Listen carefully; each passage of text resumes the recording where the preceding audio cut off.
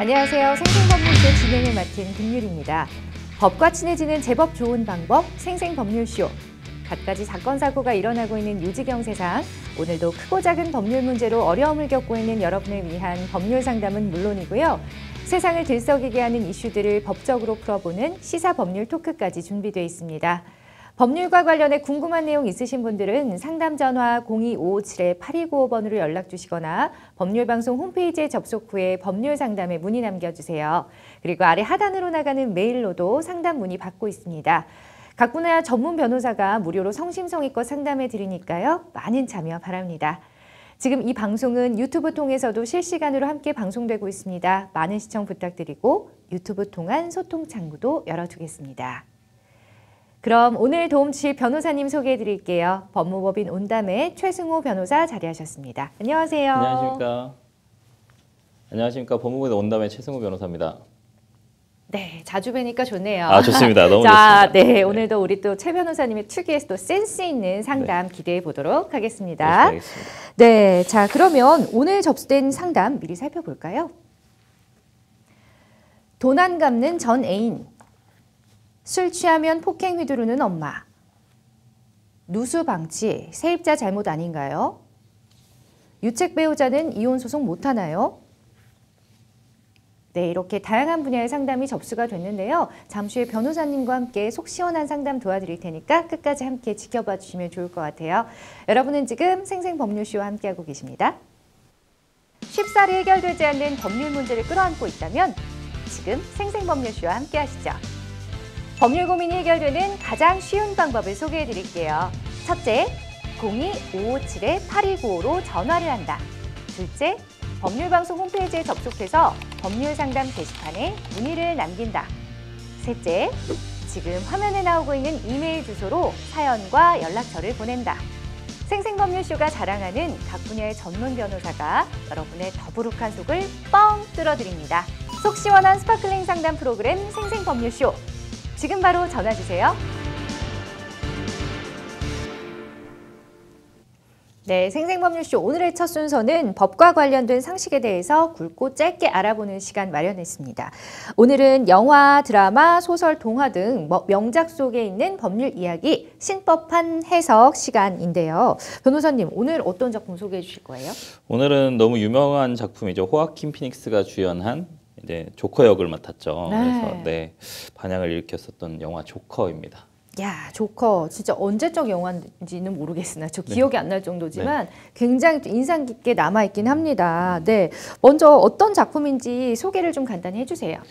그 어벤져스 엔드게임의 원작을 만든 마블 코믹스와 양대 산맥을 이루고 있는 DC 코믹스라고 있죠. 네. 거기에는 이제 슈퍼맨, 배트맨, 원더우먼 등의 유명 캐릭터들이 보유하고 있는데요.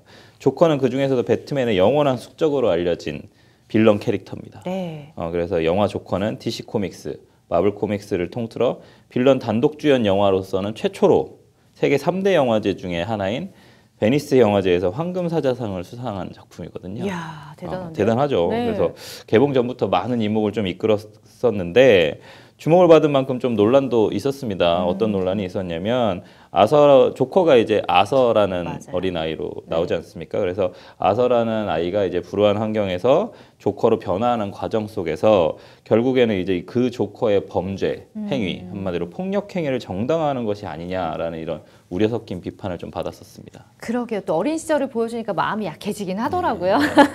네, 지금부터 결정적 장면을 통해서 그 속에 담긴 법률적 요소들에 대해 알아보도록 하겠습니다. 결정적 장면 공개합니다. 네, 아서 플렉이 어머니와 함께 있는 모습과 함께 아서 플렉이 피에로 분장을 하면서 자신의 입에 이렇게 손가락을 넣어서 억지 웃음을 지어 보이는 장면이 굉장히 또 인상적이었거든요. 제가 영화를 보면서 든 생각은 이 아서가 조커가 된 이유는 어머니의 학대 때문이지 않을까 이런 생각이 가장 많이 들었었어요. 사실. 네, 저도 사실은 좀 보면서 어머니와 뭔가 연관이 있겠다 이랬었는데 네. 아서의 엄마는 항상 아서한테 행복한 표정을 지어라 라면서 아서를 해피라고 부르곤 했습니다. 예. 아서의 엄마는 그 당시에 거물급 인사에 너무 유명하죠. 베트남의 아버지 그 토마스 웨인의 집에서 가정부로 일했던 과거 얘기를 하면서 매일같이 자신과 자신의 아들을 도와달라는 편지를 썼습니다. 네. 물론 답장은 오지 않았었죠. 근데 그러던 어느 날 이제 아서는 엄마가 쓴 편지를 좀 뜯어보게 되는데 거기에 어떤 이제 충격적인 내용이 있냐면 자신은 브루스 웨인의 아들이라는 이야기가 담겨져 있습니다. 그래서 아서는 우여곡절 끝에 브루스 웨인을 만나서 물어봅니다. 네. 이제 배트맨. 예, 그쵸. 그랬더니 이제 너의 엄마는 너를 입양한 것이고 네. 지독한 정신병자다라는 말을 이제 힐란을 보내면서 주먹 펀치를 보내는데 아서는 이제 그래서 엄마의 정신병력을 확인을 하러 가죠. 그래서 그 정신병원에 가서 브루스 웨인이 했던 말이 진짜 모두 사실이라는 것을 확인을 하게 됩니다. 그러니까 아빠가 아닌 거죠, 그러니까. 네네네. 배트맨이. 그쵸, 그쵸. 네. 그래서 더불어서 이제 자신의 엄마는 그녀의 남자친구가, 그러니까 어머니의 남자친구가 아서를 학대를 해가지고 네. 엄청난 폭력을 가했는데 그것을 이제 자신의 엄마가 좀 방치했었다는 사실까지 알게 됩니다. 그래서 그 아서를 학대를 함으로 인해서 그 아서가 정신병을 얻게 됐다라는 것도 아서는 또 알게 되죠. 네. 근데 그런 이제 왜냐하면 믿었던 엄마였는데 네. 엄마가 아서를 학대를 하는 걸 방치함으로 인해서 방임함으로 인해서 자신이 정신병이 생겼다라는 부분에서 네. 어머니 정말 사랑했었는데 그 부분에 대해서 뭔가 비참함을 느꼈던 거죠. 거기서 그러니까요. 배신감도 느끼고요. 그런 어떤 받아들이기 힘든 현실 속에서 엄마가 얘기한 것처럼 웃는 모습, 속은 사실 웃고 있지 않지만 웃는 모습을 하게 되는 그런 어떤 조커가 되는 길을 선택하게 되는 겁니다. 그러니까. 물론 뭐 법적으로만 본다면 네. 라디에이터에 뭐 아서를 묶어놓고 폭행을 한 엄마의 남자친구의 행동, 그다음에 그걸 방관한 엄마의 행동은 아동학대 특례법상 학대죄하고 방임죄를 구성하거든요. 네. 아, 정말 얘기를 이제 변호사님한테 듣다 보니까 새록새록 장면들이 떠오르고 네네네. 있어요. 근데 아서의 엄마가 아서를 입양 친엄마가 아니라는 사실도 네네. 굉장히 충격적이었거든요. 그렇죠. 저도 이제 같이 충격을 받았었는데 어쨌든 양엄마인데도 죄의 성립에 아무런 영향이 없는 건지도 궁금합니다. 그렇죠. 양엄마라고 해도 처벌받을 수 있습니다. 왜냐하면 우리나라 아동학대 특례법상 네. 자신의 보호 감독을 받는 아동에 대한 네. 학대 행위 및 방임 행위를 처벌하고 있거든요. 그렇기 때문에 자신의 보호 감독을 받는 자면 되는 거지 예. 그것이 양엄마든 친엄마든 유치원 보육교사든 이런 부분이 전혀 상관이 없습니다. 그래서 실제로 많은 아동학대 사건들에서 가해자인 보육교사 등이 아동학대 특례법에 따라서 네. 처벌을 받는 경우들이 좀 많습니다. 아, 그나마 다행이라고 해야 될까요? 네, 자 이제 마지막 결정적 장면 보겠습니다. 아서의 엄마가 환하게 웃고 있는 사진 뒤에 쓰여 있던 Love Your Smile, 토마스 웨인, 그러니까 TW 이렇게 적혀 있었어요. 그 글귀를 눈여겨 보셔야 될 것 같은데 이 무슨 의미일까요? 아, 이 영화의 정말 또 반전이었죠. 예. 더욱 흥미로웠던 점은 다양한 해석의 여지를 좀 남겨놨다는 열린 결말, 약간 좀 이런 부분이 좀 있다라는 예. 부분인데 바로 아서가 토마스 웨인의 진짜 아들일 가능성을 열어놓은 것입니다. 그래서 아서의 엄마가 이제 환하게 웃으면서 네. 사진 뒤에 쓰여 있었던 이제 Love Your Smile이라는 네. 토마스 웨인 한마디로 아서의 엄마를 사랑했었다라는 약간 이런 느낌인 거죠. 네. 예, 그래서 가정부였던 아서의 엄마를 사랑을 한 그런 어떤 글귀의 단서가 보여지면서 아서가 토마스 웨인의 친아들이고 네. 배트맨과는 이복 형제가 된다. 아우 복잡해라. 그러니까 약간 이런 형태의 어떤 네. 네, 얘기가 좀 나오죠. 예. 아 그러니까요. 지금 제정신으로 살아갈 수가 없었을 것 같아요. 아, 그렇죠. 아서는. 예. 너무 가여워요, 진짜. 네, 자 만약에 아서가 토마스 웨인의 친아들이었다면 아서가 토마스 웨인에게 아들로서의 권리를 주장하기 위해서 어떤 법적 조치를 취해야 할지. 많이들 들어보셨겠지만 예. 인지청구라는 것이 있습니다. 그래서 이제 토마스 웨인에게 인지청구 소송을 해야 하는데 예. 인지청구 소송은 부모가 혼인 외의 출생자를 자신의 자녀로 인지하는 하지 않는 경우에 그 혼인 외의 출생자를 친생자로 인지해달라고 법원에 청구를 하는 이제 제도인데 예. 인지청구권자는 자녀거나 혹은 그 직계부이석 또는 그 법정 대리인이 할 수 있습니다. 그래서 대신 이제 좀 주의해야 될 점은 이제 인지청구를 당하는 부 또는 모가 사망, 한마디로 토마스 웨인이 이제 죽지 않습니까? 그래서 토마스 네. 웨인이 만약에 사망하게 된 경우에는 그 사망을 안 날로부터 2년이 지나면 소송을 제기할 수 없게 되는 부분이 있습니다. 그래서 그 부분을 좀 주의를 해야 하는데 네. 물론 이 사안은 고담시니까 예. 한국의 어떤 법률을 적용할 수 있느냐에 대한 문제는 다른 문제지만 한국 예. 법률에 따르면 그렇습니다. 그렇군요. 자, 영화 후반부에 토마스 웨인과 그의 아내가 피에로 분장을 괴한에게 이제 기습을 당해서 사망을 하게 되잖아요. 네, 그렇죠. 그런데 상대가 사망한 경우에도 인지청구 소송 진행이 가능한지도 궁금합니다. 방금 말씀드렸듯이 예. 인지청구 소송을 하려면 안날로부터 이제 뭐 2년이라는 안에 이제 소송을 제기를 해야 하는데 네. 토마스 웨인의 사망 사실을 안날로부터 2년입니다. 어. 그렇기 때문에 아서나 그의 엄마가 만약에 이 인지청구 소송을 제기를 하려고 한다면 네. 토마스 웨인이 죽었다라는 부분을 안날로부터 2년 안에 해야 하고요. 네, 그럼 만약에 정말 10년 뒤에 알게 됐어요, 그 사실을. 네네. 그러면 그 날로부터 기간 제한이 또 있죠. 10년. 아. 네네네. 그게 있죠. 청구권 그렇구나. 자체는 항상 또 제한이 있으니까요. 알겠습니다. 그리고 네. 만약에 이제 인지청구 소송을 하고 나면 이제 자녀로서 인정받지 않겠습니까? 그렇죠. 그러면 이제 부유했었던 토마스 웨인이 돈이 많잖아요. 네. 이제 그렇기 때문에 부자이기 때문에 과거의 양육비부터 장래 양육비까지 모두 다 만약에 미성년자라면 청구를 할 수가 있죠. 정말 지극히 현실적인 예. 이야기예요. 예, 이게 예, 진짜 예. 열린 결말로서 네.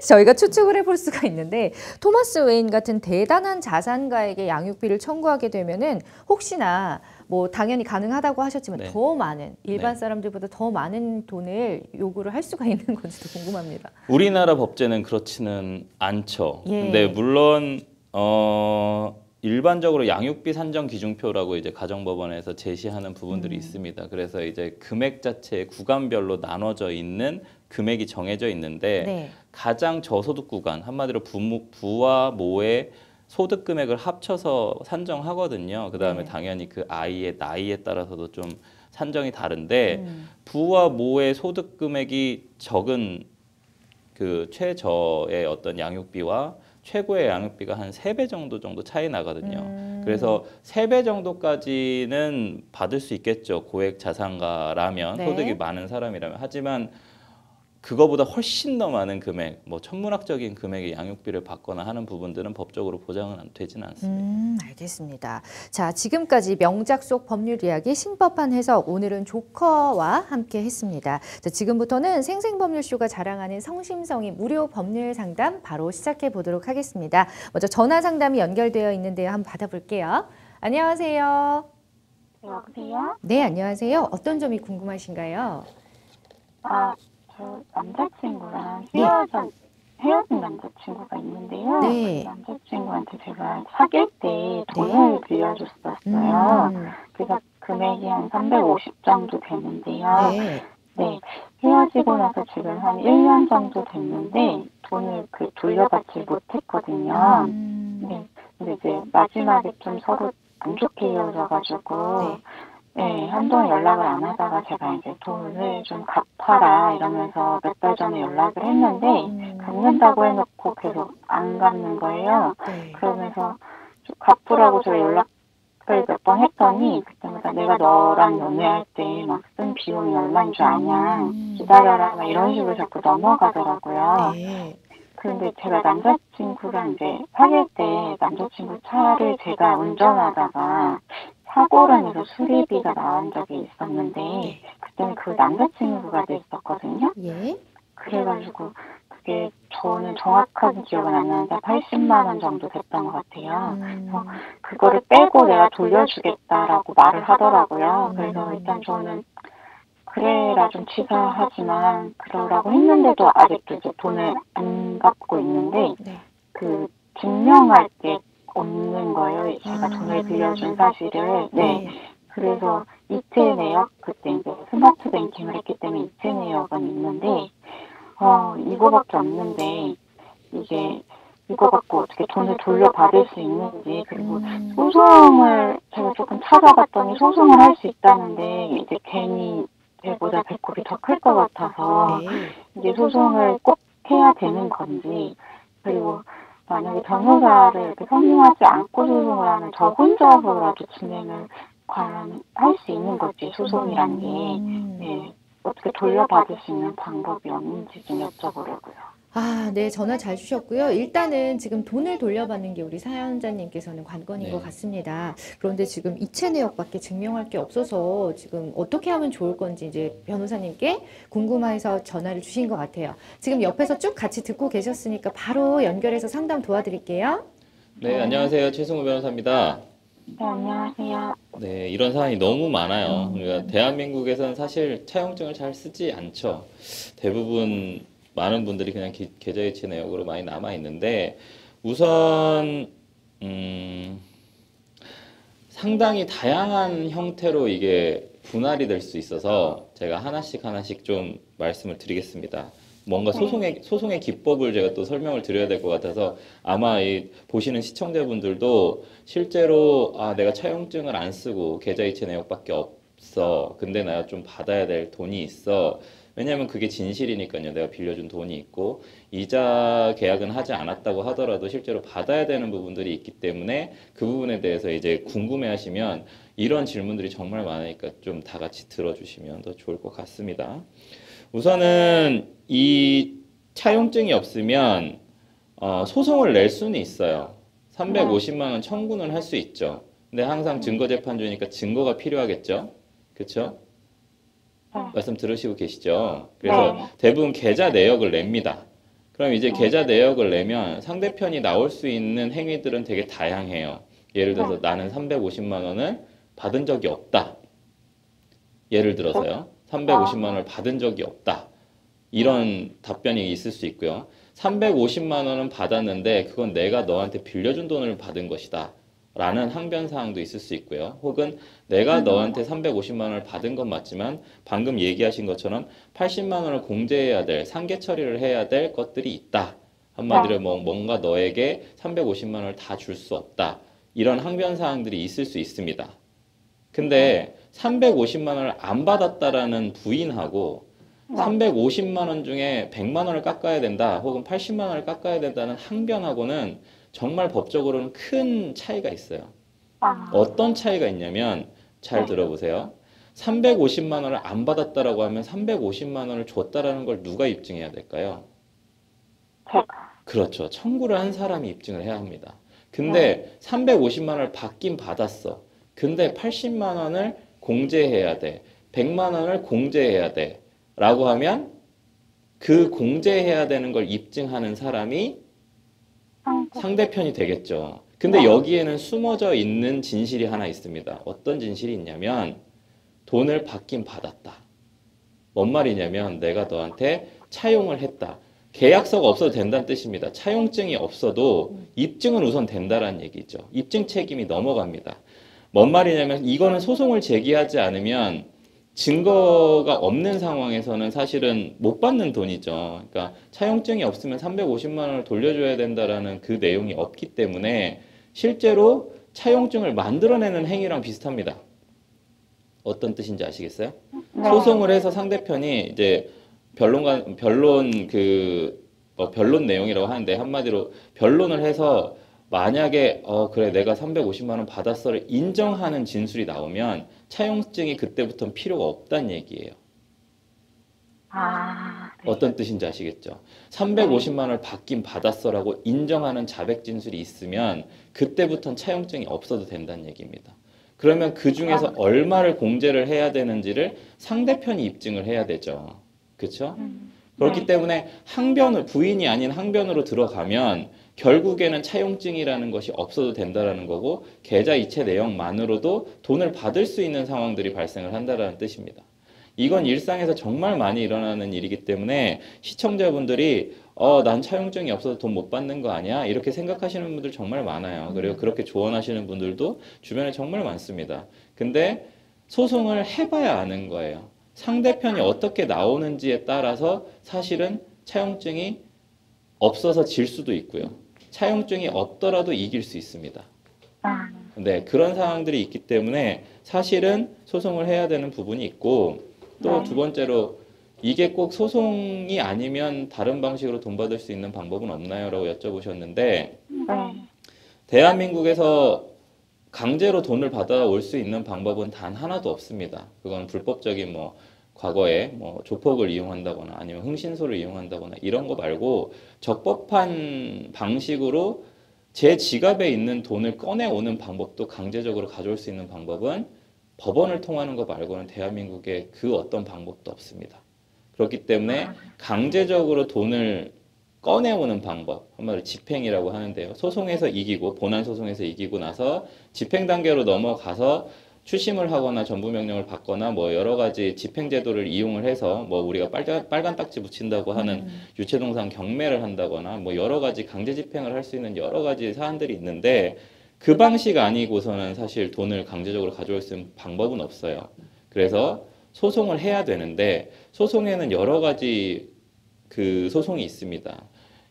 많은 시청자분들 알고 계시는 본안소송이라는 거예요. 우리가 재판을 한다고 하면 본안소송을 얘기를 하는데 그 본안소송 전 단계에서 좀 간이하게 상대편이 인정하면 빨리 끝날 수 있게 해주는 제도가 있어요. 그 제도가 뭐냐면 지급명령 신청이라는 제도가 있거든요. 지급명령. 네, 지급명령 신청이요. 그거는 이제 소장을 쓰듯이 한 장짜리 뭐 두 장짜리 이렇게 써서 나는 저 사람한테 얼마를 받을 게 있다. 그리고 그것에 대해서 이제 상대편이 동의를 하면 그것에 대해서 이제 부인을 하거나 이의 신청을 하지 않으면 바로 확정 판결이 나와서 그걸 가지고 집행을 할 수는 있어요. 상대편이 가지고 있는 재산을. 그래서 지금 사안에서는 지급명령 신청을 하시는 게 좋을 것 같아요. 네, 지급명령 신청을 하시는데 네. 금액도 뭐 우선 크지는 않고요. 근데 이제 중요한 건 이겁니다. 지급명령 신청을 하면 분명히 상대편은 이의 신청을 하는 경우들이 대부분이에요. 자기들이 돈을 예를 들어서 뭐 1억을 청구를 했는데 1억 관련돼서 나는 1억을 다 줄 수 없어. 뭐 8천만 원만 줄 게 남았어. 라고 하면 지급명령 신청이 이의 신청을 하면 바로 어디로 가냐면 민사소송으로 그냥 넘어가 버려요. 정해져 있습니다. 그러니까 결국에는 지급명령 신청을 해서 상대편이 부인을 하거나 항변을 하면 이제 본안소송으로 넘어가는 효과가 있고요. 아니면 애초부터 상대편이 이것에 대해서 인정을 안 할 것 같으니까 바로 소송을 내도 무방합니다. 한마디로 소송을 바로 할 것인지 지급명령 갔다가 소송으로 넘어갈지 이거는 본인이 판단하셔야 되는 부분인데 일반적으로 상대편이 대응을 하지 않아서 확정될 수도 있기 때문에 지급명령 신청을 하셔서 집행권한을 빨리 얻어보는 것도 하나의 방법일 수는 있습니다. 지금 상황에서는요. 그리고 이제 마지막으로 이제 궁금하셨던 부분이 이제 나홀로 소송이 가능하냐라는 부분이 있지 않습니까? 네. 소송이 만약에 제가 아까 말씀드렸듯이 상대편이 뭔가 반발을 하지 않거나 혹은 뭐 항변을 뭐 이렇게 하지 않는다고 한다면 나홀로 소송도 괜찮을 것 같아요. 근데 지금 같은 상황에서는 상대편에 어찌됐든 뭔가 되게 격렬한 반대 의사가 좀 있을 수 있을 것 같거든요. 그렇기 때문에 결국은 소송으로 넘어갈 것 같은데 그럼에도 불구하고 사실 이제 금전적인 여유가 없다면 재판에 나가셔가지고 지금 저희한테 해줬었던 얘기들 있지 않습니까? 그런 내용이 상대편하고 의견만 일치한다면 예를 들어서 350만 원에서 80만 원을 빼면 270만 원 되지 않습니까? 그러면 상대편이 270만 원 줄 의향이 있다라고 그냥 합의가 되면 사실 소송 혼자 할 수 있습니다. 그렇게 가셔가지고 충분히 얘기해서 받을 수 있어요. 270만 원도. 그리고 판사님이 또 도와주실 거고 그런 부분이 있습니다. 그래서 그렇게 진행하셔도 되고 사실 이제 제가 제일 걱정되는 부분은 결국은 격렬하게 싸웠을 때 증거 문제거든요. 네, 그 증거 문제 관련돼서 지금이라도 증거를 만드셔야 돼요. 대부분 많은 시청자분들이 과거의 증거들이 남아있지 어떻게 현재 증거를 만드느냐에 대한 부분에 대해서 되게 의아해 하시는데 증거가 없으면 지푸라기라도 잡아야 되기 때문에 증거를 만들어야 됩니다. 어떤 식으로 만드냐면 지금 같은 경우에 내가 350만 원 돌려줘 라고 했습니다. 근데 상대편이 그래 뭐 350만 원 돌려주는데 너 80만 원 그 뺄 게 있어 라고 얘기를 한 문자 메시지가 있거나 녹취록이 있으면 이미 다툼은 끝난 거예요. 350만 원짜리 차용증 쓰지 않았어도 사실 변론 전체 취지를 봤을 때 350만 원을 이 남자는 이 여자에게 줄 게 있구나 라는 부분이 어느 정도 확인이 되는 겁니다. 그리고 80만 원도 뭐 이쪽에서 이제 아 그래 나 80만 원 공제해야지 라고 얘기를 하면 80만 원에 대해서 안 다투고 또 80만 원을 공제하게 될 거고요. 만약에 대화를 하고 있는데 80만 원 공제할 게 없다 라고 얘기를 했다면 그걸 가지고 이제 다투겠죠.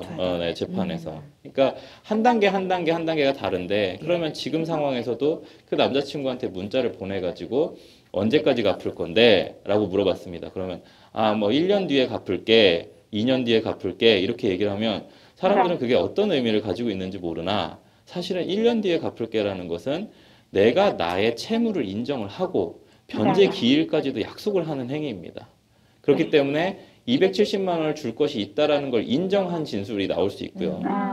그 다음에 1년 뒤에 갚아야 된다라는 변제 기일까지도 확정을 해서 그 이후에는 지연손해금이나 혹은 소송을 내면 더 많은 지연손해금을 받을 수 있는 그런 권리도 창출되는 거기 때문에 그런 부분들에 대해서 지금 할 것이 없다라는 표현보다는 지금 뭔가 대화를 풍부하게 해서 상대편의 책임을 명확하게 한 다음에 지급명령 신청이나 소송을 내시는 게 대단히 많은 도움이 될 것이다 라고 말씀을 드리고 싶습니다.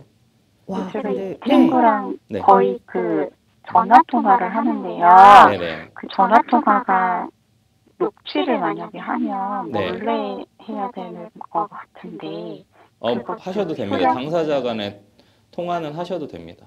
이게 또 우리 왜 대체 이런 소문이 퍼져 나간 건지 알 수 없으나 저희 방송에서 정말 많이 얘기를 다른 변호사님들도 정말 많이 하신 내용일 텐데 당사자 간의 녹음은 한마디로 저희가 지금 이렇게 같이 있지 않습니까? 네네. 같이 6명이 앉아 있습니다. 뭐 혹은 2명이 앉아 있었습니다. 당사자 간의 한 대화는 내가 기억하고 있습니다. 네. 그렇기 때문에 기억하기 위해서 녹음하는 건 민법적으로나 형법적으로 모두 적법합니다. 이거는 제가 몰래 녹음을 한다고 해서 불법이 아니에요. 당사자니까. 그렇죠. 대화의 당사자는 절대 불법이 될 수 없습니다. 이 부분에 대해서 다들 좀 착각하시고 계시고 불법은 언제 불법이냐면 우리 둘이 대화를 하고 있는데 흔히 도청이라고 하죠. 네. 바깥에서 다른 사람이 녹음을 하는 겁니다. 제3자가. 그렇죠. 그런 경우에만 불법이고 그 불법조차도 사실은 형법적으로 불법인 거지 민사적으로나 혹은 가사적으로는 유의미한 증거로 쓰일 수 있기 때문에 녹음은 웬만하면 하시고 무조건 해둬야 되네요. 네, 사시면 좋을 것 같습니다. 그러면은 제가 소송 이런 게 사실 좀 부담스러운데요. 네네. 이 친구가 뭔가 뜨끔할 수 있게 뜨끔할 수 있게 내용 증명 네네 보내실 수 있죠. 내용 증명. 네, 그러면은 그걸 제가 직접 작성해서 네, 일반적으로는 내용 증명을 보내는 거는 이렇게 좀 생각하시면 될 거예요. 내용 증명은 법적 구속력이 없어요. 많은 분들이 사실 잘 모르고 계시는 부분도 있는데 내용 증명은 편지라고 보시면 됩니다. 편지입니다. 그러니까 압박 정도 할 수 있는 그냥 편지. 사실은 법적으로는 이제 효력이 없다는 독촉장, 거죠. 최고장 이런 거죠. 그러니까 독촉하고 최고하고 최고라는 말도 상당히 좀 어려워서 그냥 알리는 겁니다. 통보하고 너 만약에 돈 안 갚으면 나 이제부터 소송할 거야 라고 이제 경고죠 그냥. 네, 그냥 편지입니다. 근데 왜 내용 증명이라는 말을 붙였는지에 대해서 좀 이해를 하셔야 되는 게 편지는 위조가 가능할 수 있지 않습니까? 한마디로 내가 편지를 안 보내놓고 편지를 보냈다고 할 수가 있어요. 그래서 내용 증명의 효과는 뭐냐면 우체국이라는 제3기관이 니네들이 편지를 주고받았다. 이 사람이 발송해서 송달됐다. 라는 그거를 객관적으로 증명하기 위해서 생긴 제도예요. 내용 증명은 제3자가 내가 편지를 써서 상대편한테 보냈다라는 걸 확인하기 위해서 생긴 제도이고요. 그것이 어떤 법적 효력이 있느냐라고 본다면 지금 아까 말씀드렸던 지급명령이나 혹은 소장을 보내는 거하고는 좀 다르다. 네. 그렇게 알면 될 것 같습니다. 좀 도움이 되셨나요?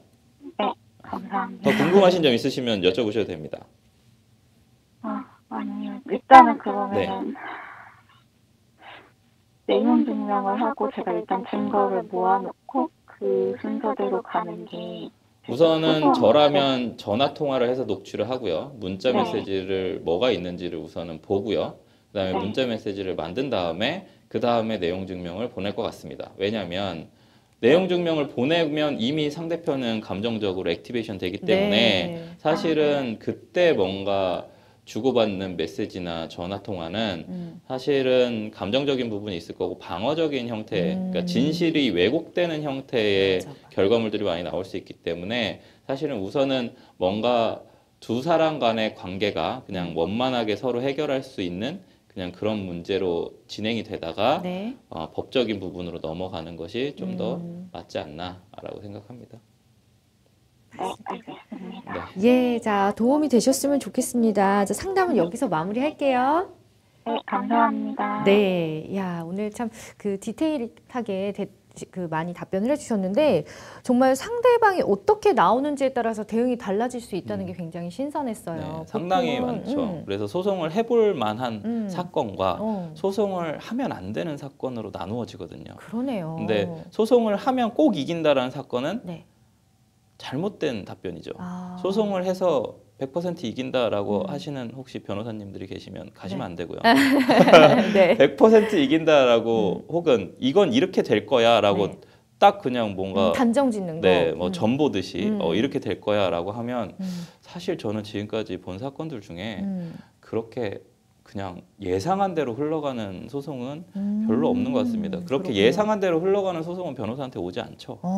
네네. 그러니까 아주 기승전결을 확실하게 답변을 해주셔가지고 우리 사연자님도 더 이상 여쭤볼 게 없을 정도로 네. 아주 답변을 잘 해주셨습니다. 자, 이런 경우가 사실 진짜 많아요. 그리고 저도 사실 사연을 보면서 증거라고는 증명할 거라고는 이채내역밖에 없어서 힘들지 않을까라고 생각을 했는데 의외로 굉장히 희망적인 답변을 주셨거든요. 그러면 이런 일이 비일비재하게 일어나고 있는 지금 현 상황에서 좀 도움될 만한 팁 같은 게 있다면 어떻게 있을까요? 우선은 변호사한테 상담을 받으셔야 됩니다. 근데 변호사한테 가면 변호사들은 해볼까요? 가능하지요. 뭐 할 수도 있습니다. 네. 근데 그게 소송을 뭔가 유도하기 위해서 변호사들이 돈을 받기 위해서 그런 뭐 착수금을 벌기 위해서 그런 말들을 드리는 게 아니고 네. 실제로 사안은 어떻게 진행될지 모르는 거예요. 다퉈봐야만 알 수 있는 그렇죠. 거니까. 상대편이 어떻게 나오는지 리액션을 봐야만 이 사건이 어떻게 해결될지에 대한 방향성이 보이는 사건들도 대단히 많습니다. 네. 그렇게 애매하지 않으면 사실 변호사한테 오지 않아요. 변호사한테 들고 오는 사건들은 대부분 애매모호한 사건입니다. 네. 그렇기 때문에 절대 변호사님이 뭔가 그런 조언을 했다고 해서 이 사건이 뭔가 그냥 변호사의 이익을 위해서 상담 내용이 그렇구나가 아니고 실제로는 그렇게 얘기하시는 분이 되게 진실된 분이다. 오히려 사기꾼이 아니고 진실된 분이다. 그 부분은 좀 알아주셨으면 좋겠습니다. 그러니까요. 네. 열린 마음으로 의뢰를 할 때 좀 네. 열린 마음으로 좀 믿는 게 가장 중요할 것 같아요. 그래야 좋은 결과가 또 나오지 않을까라는 생각이 드네요. 가능성을 찾아주는 예. 거니까요. 네, 꼭. 알겠습니다. 자, 여러분은 지금 생생법률쇼와 함께하고 계십니다. 쉽사리 해결되지 않는 법률 문제를 끌어안고 있다면 지금 생생법률쇼와 함께하시죠. 법률 고민이 해결되는 가장 쉬운 방법을 소개해드릴게요. 첫째, 02-557-8295로 전화를 한다. 둘째, 법률방송 홈페이지에 접속해서 법률상담 게시판에 문의를 남긴다. 셋째, 지금 화면에 나오고 있는 이메일 주소로 사연과 연락처를 보낸다. 생생법률쇼가 자랑하는 각 분야의 전문 변호사가 여러분의 더부룩한 속을 뻥 뚫어드립니다. 속 시원한 스파클링 상담 프로그램 생생법률쇼. 지금 바로 전화주세요. 네, 이번에는 법률방송 이메일을 통해 들어온 여러분의 고민 한번 상담해 드리도록 하겠습니다. 저는 얼마 전 고등학교를 졸업하고 취업을 준비하고 있는 이제 갓 20살 된 여성입니다. 저희 엄마는 알코올 중독으로 술을 하루라도 마시지 않으면 조바심을 내고 신경이 날카로워지는데요. 그래서 거의 매일같이 술을 마시는데 술을 마실 때면 저에게 욕을 하고 때리기까지 합니다. 기억이 나지 않을 때부터이니까 아주 어릴 때부터 맞았는데 커가면서 구타가 더욱 심해졌는데요. 그래서 저는 중학교를 가고부터는 집을 자주 나가게 됐고 집으로 돌아오면 구타를 당하는 일상들이 반복되어 왔습니다. 이제 성인이 됐으니 혼자 살아보려고 하는데 엄마를 신고하고 엄마에게 정신적 피해 보상을 요구할 수 있을까요? 저는 엄마 때문에 극단적 선택까지 시도하려고 했던 사람입니다. 상담 부탁드릴게요. 라는 정말 안타까운 사연입니다. 정말 기억이 나지도 않을 정도로 어릴 때부터 학대를 당했다라고 하니 얼마나 그 심정이 참담하시겠어요. 자, 이 사연 어떻게 보셨어요, 변호사님? 어린 시절부터 이제 지속되는 어머니의 어떤 폭력, 네. 당연히 가스라이팅 당하셨을 것 같고요. 예. 그래서 사실은 개인의 삶이 무너지는 어떤 그런 무너져 내리는 결과일 것 같아요. 그래서 정말 사실은 좀 비정한 어머니가 아닌가. 네. 근데 아마 인식조차 못하고 계실 겁니다. 본인이 그렇다는 것을. 네. 그러니까 계속 학대를 가했겠죠? 맞습니다. 우리 지금 상담자분께서 갓 20살이 됐다고 해요. 근데 이제 어머니를 신고하고 싶어 하시는데 어릴 때부터 학대를 당했다고 했으니 이게 아동 학대죄가 성립이 되는지도 궁금합니다. 아까 뭐 우리 조커 얘기도 했었지만 맞아요. 당연히 아동 학대죄가 성립이 되죠. 예. 자, 그러면 신고하기 전에 좀 어떤 사항을 준비하면 더 좋을지요? 당연히 이제 피해 사실에 대한 증거일 겁니다. 제가 예. 너무 변호사다 보니까 증거재판주의에 너무 익숙해서 어쩔 수 증거 없어요. 얘기만 맞아요. 드려서 너무 죄송한데 예. 사실은 간접 증거도 있고 직접 증거도 있거든요. 근데 해보다 보면 대부분 많은 분들이 간접 증거를 들고 오세요. 근데 우선순위로 직접 증거부터 사실 먼저 챙기셔야 되고 네. 증거는 정말 많을 수 있습니다. 근데 대부분 들어보시면 사진, 예를 들어서 폭행당한 사진, 진단서, 소견서 이런 것들이 있을 수 있습니다. 네. 그 당시의 동영상 아니면 녹음, 예를 들어서 제가 맡았던 사건들 중에 상대편이 계속 발뺌을 하다가 그러면 가서 녹음 한 번 더 싸우시면 녹음 한번 하시라 해가지고 녹음을 했습니다. 네. 그랬더니 여자분이 술을 드시고 예.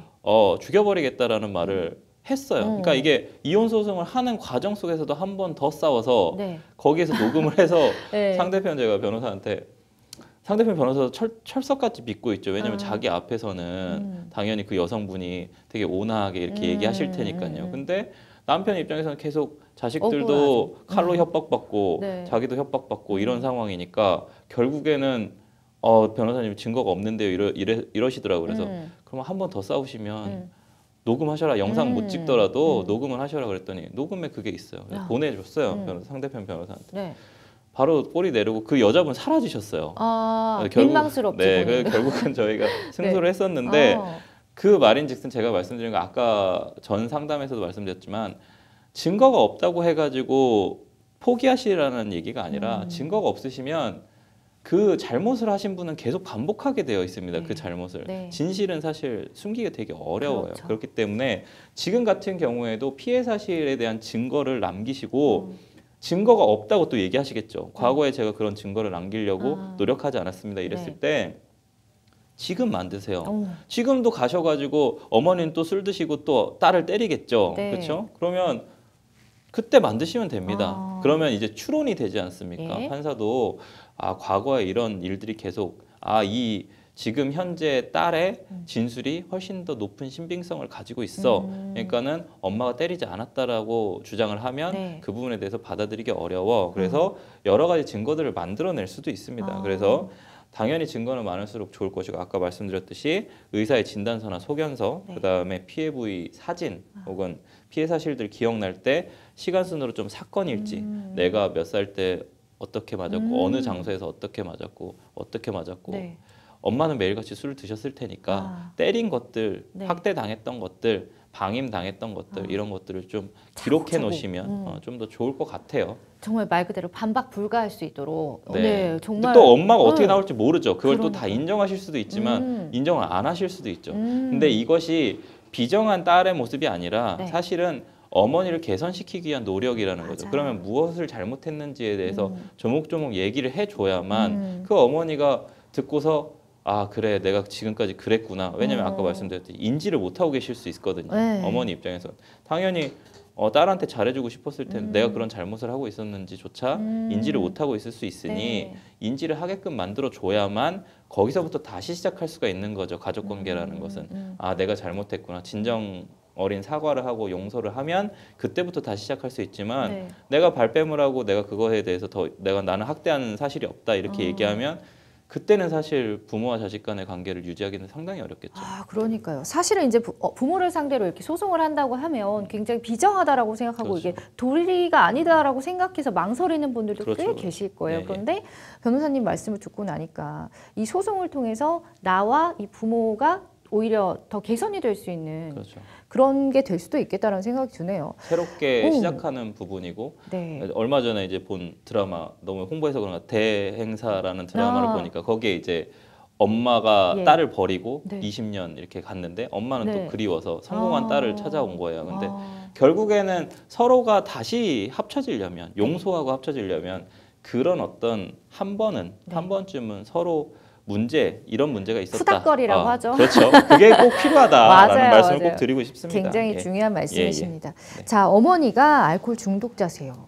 이 부분이 또 소송에 어떤 영향을 미칠지도 궁금합니다. 아까 말씀드린 것처럼 어머니가 이제 발뺌을 하면서 심신미약을 주장을 할 수가 있습니다. 근데 이제 음주운전 사건도 마찬가지지만 심신미약을 주장을 했을 때 네. 술을 그럼 왜 마셨냐가 되거든요. 그걸 이제 형법적으로는 원인으로부터 자유로운 행위라고 합니다. 그래서 실제로는 고의가 탈락되지 않아요. 네. 심신미약인 건 맞는데 이미 심신미약의 원인을 네가 제공했으니 네. 이미 술을 마실 때부터 너는 충분히 예견할 수 있었어. 아. 그리고 심지어 한 번이 아니라 지속적인 폭력입니다. 그럼 지속적인 폭력인 경우에는 당연히 그 부분은 고의적으로 내가 때릴 걸 알면서도 술을 마셨다라고 추론할 수가 있어요. 그렇기 때문에 결국은 원인으로부터 자유로운 행위에 해당돼서 네. 결국에는 고의가 인정돼서 심신미약 주장은 배척이 될 것이고 양형에는 전혀 영향을 주지 않을 겁니다. 그렇기 때문에 아. 처벌을 그대로 받게 되겠죠. 그렇군요. 네. 우리 마지막에 이제 상담자님께서 정신적 피해 보상을 요구할 수 있을까요? 라는 질문을 주셨거든요. 이 부분이 가능한지랑 보상금은 어느 정도 생각할 수가 있을지도 궁금해요. 당연히 뭐 피해가 발생을 하면 불법행위에 기한 손해배상 청구인데 당연히 가능하죠. 네. 근데 직접적으로 뭐 뭔가 골절이 된다거나 뭐 후유증이 남았다거나 장애가 남았다거나 예. 뭐 이런 것들은 치료비로 직접 아. 치료비로 들어갈 것이고 뭐 일실 수익 관련된 부분은 없을 것 같아요. 간접 피해나 이런 건 좀 없을 거고 위자료 결국은 위자료가 되겠죠. 그래서 위자료 관련된 부분까지 정신적인 피해가 있었다라는 부분을 네. 좀 가미를 해서 받을 수 있는데 아시다시피 우리나라의 위자료의 어떤 보상 기준은 상당히 높지 않기 때문에 맞아요. 뭐 만족스럽지 않을 수 있고요. 또 특히나 이제 어머니가 술을 매일같이 마시면서 이렇게 폭력을 행사하시는 분이면 재산 상태가 그렇게 좋아 보일 네. 것 같지 않거든요. 그러니까 경제 능력과 관련된 부분이 있기 때문에 사실 위자료로 인해서 판결에서 이겨가지고 집행권을 얻는다 하더라도 어머니한테 사실 추심할 수 있는 금액이 얼마나 있을까? 네. 그 부분은 또 다른 논점일 것 같습니다. 그렇습니다. 자, 그 아동학대를 받은 아이의 경우에 평생 동안 트라우마를 안고 살아갈 수밖에 없잖아요. 우리 상담자도 치료가 좀 필요해 보이는데 아동학대를 받은 아이들이 상담을 무료로 좀 지원받을 수 있는 방법이 따로 있을까요? 보호를 받지 못하니까. 우리나라는 예. 뭐 정인이 사건뿐만이 아니라 뭐 여러 가지 사건들로 인해서 아동학대 관련된 부분이 점점 더 지원이 늘어나고 있어요. 실제로. 네. 그래서 가까운 이제 주민센터나 아니면 경찰서 찾아가시면 예. 전체적으로 다 연결되어 있기 때문에 지자체도 마찬가지고요. 국가기관도 마찬가지인데 다 연결되어 있기 때문에 좀 손쉽게 도움을 좀 받을 수 있고요. 실질적으로 뭐 서울에서는 이제 아동보호 전문기관이 있고요. 지역마다 지자체마다. 그다음에 이제 아동복지센터라는 곳이 또 있습니다. 네. 그런 곳에 가면 좀 지원을 받을 수 있는데 저는 그런 기관들을 찾는 시간조차 사실 이 사람이 머뭇머뭇하게 되는 네. 그런 또 요소가 될 수 있기 때문에 맞아요. 잘 모르시겠으면 가까운 구청이든 보이시는 관공서 아무데나 들어가시면 됩니다. 그러면 도움을 적극적으로 네, 요청을 하셔야 그냥 됩니다. 지나가다가 지금 지나가다가 내가 아동학대 당했어라고 판단되시면 지금 눈앞에 보이시는 경찰서든 뭐 네. 지구대든 아니면 뭐 동사무소든 아니면 거기가 구청이 됐든 서울시청이 됐든 아무데나 들어가셔서 도움을 요청하십시오. 네. 변호사 사무실 들어가셔서 요청하십시오. 저한테 오시면 제가 바로 연계기관에다가 연결해 드릴 테니까 네. 네, 바로 오십시오. 예. 맞습니다. 자, 계속해서 이번에도 또 이메일을 통해서 들어온 여러분의 고민 해결해 드리도록 하겠습니다. 8년 된 오피스텔 임대인으로서 세입자들의 월세를 받고 있습니다. 며칠 전 세입자로부터 천장에서 물이 새는 것 같다는 문의가 들어와 누수 관련 설비 기사를 불러 확인해 보니 위층 싱크대에 호스가 빠져서 물이 아래층으로 흘러내렸고 그 상태를 6개월 이상 방치해서 아래층 천장에 물이 샜던 겁니다. 이로 인해 아래층의 천장이며 싱크대, 마루까지 모두 누수로 인해 엉망진창이 되었고 결국 저는 아래층의 벽지, 싱크대, 마루 모두 교체해 주었습니다. 비용이 350만 원 정도 나왔는데 이 경우 누수에 대한 교체 비용은 임대인만 부담해야 하는 건가요? 월세 계약할 때 임차인은 중개 대상물 사용 부주의 및 파손 시 임차인 부담으로 즉시 원상 회복하며 단 노후로 인한 고장 시에는 임대인 부담으로 한다는 내용의 특약사항을 넣고 계약을 했는데 이 경우 위층 세입자의 책임은 없는 건가요? 라는 질문 주셨습니다. 이게 누수의 원인을 잘 살펴봐야 될 것 같은데 일단 위층에 세입자가 방치한 싱크대 호수였어요. 이 경우에는 위층 세입자의 책임이 있다고 봐야 할까요? 세입자가 방치한 싱크대 호스에서 만약 그러니까 한마디로 세입자의 책임으로서 네. 한마디로 방치했다라는 이 표현이 상당히 애매합니다. 그러니까 과연 이게 세입자가 만약에 책임이 있는 부분이라고 하면 네. 당연히 세입자 책임입니다. 100%. 예. 한마디로 세입자의 전유 부분에 해당된다고 하면 세입자의 책임이죠. 근데 지금 이 특약사항에 좀 집중하셔야 되고 네. 실제로도 사실은 이렇습니다. 그러니까 특약사항이 없다 하더라도 누수 문제들 상당히 많거든요. 네. 근데 만약에 노후로 인해서 고장 시에는 임대인 부담으로 한다. 그냥 단순히 노후로 인해서 호스가 터졌어요. 만약에 네. 이게 소모품이 아니라 정말 뭔가 되게 중요하고 단단하고 뭔가 연결 부위도 주기적으로 임대인이 와서 뭔가 시설물을 이렇게 좀 훼손? 뭐 봐야 되고 뭔가 예를 네. 들어서 점검해야 되고 막 체크해야 이랬다고 되고. 한다면 임대인 책임이 될 수 있어요. 이런 경우가 있습니다. 네. 집 바깥에 있는데 혹은 집 안에 있는데 연결 부위 이게 뭐 보일러나 이런 관들을 보시면 네. 어디까진 전유 이게 어디까지 전유 부분이 어디까지는 공용 부분 이렇게 나눠져요. 근데 되게 신기한 게 내 네. 집 안에 있으니까 네. 전유 부분처럼 보여지는데 네. 사실은 아파트에 배관 설비가 쫙 되어 있고 어디까지 딱 들어오는 데까지는 공용 부분이고 애매하네요. 거기에서 나사를 지나가면 전유 부분이 될 수 있어요. 근데 당연히 집으로 들어와야 되니까 집으로 들어오는 어느 부분까지는 공용 부분일 수 있다는 거예요. 한마디로 내 집 안에 공용 부분도 있을 수 있다는 뜻입니다. 네. 그렇기 때문에 그 공용 부분이 파손돼서 누수가 발생을 했다면 예. 아파트 관리 사무실뿐만이 아니라 임대인이 책임이 될 수도 있어요. 그렇기 때문에 실제로 누수 관련된 부분들은 그런 분쟁이 상당히 많습니다. 맞아요. 누수 관련 때문에 골머리 앓는 분들 진짜 많잖아요. 그러면은 이것 같은 케이스는 집주인이랑 위층 세입자의 과실 비율이 어느 정도 될 거라고 보세요? 그러니까 이게 전유 또 부분 다퉈봐야 되지. 전유 부분이면 세입자 네. 100% 과실이고요. 만약에 공용 부분이고 임대인이 점검하고 임대인이 수리해 줘야 되는 부분이었다면 당연히 임대인 100% 책임입니다. 네, 그걸 잘 보셔야겠네요. 그리고 지금 위층 세입자 월세 계약을 할 때 특약사항을 넣으셨잖아요. 이 특약 같은 경우는 효력이 있다고 봐야 할까요? 네, 특약은 당연히 일반 계약 조항보다 우선하기 때문에 효력이 있습니다. 네. 그렇군요. 자, 누수로 인한 교체 비용만 350만 원이 나왔다고 하는데 일단은 지금 임대인이 부담을 하신 상태입니다. 그 위층 임차인에게 해당 비용에 대한 상환 청구할 수 있을까? 이것도 따져봐야 되죠. 사실. 아니죠. 임차인의 네. 책임이 있다면 예를 들어 뭐 임차인에게 350만 원 전부 다 책임이 있다면 임대인은 당연히 변제자 대위를 한 거지 않습니까? 네. 원래 변제를 해야 되는 사람은 임차인인데 임대인이 대신 변제를 했기 때문에 변제자 대위를 통해서 구상권 청구해서 350만 원 다 받을 수 있는 거죠. 네. 그 임차인도 수선비 부담 의무가 있다고 알고 있는데 범위에 좀 차이가 있을 것 같거든요. 그 부분은 제가 계속 말씀드렸듯이 과실 비율에 따라서 다를 수 있을 것 같습니다. 수선 의무를 얼만큼 부담하느냐, 몇 퍼센트 부담하느냐에 네. 따라서 달라질 겁니다. 결과는. 알겠습니다.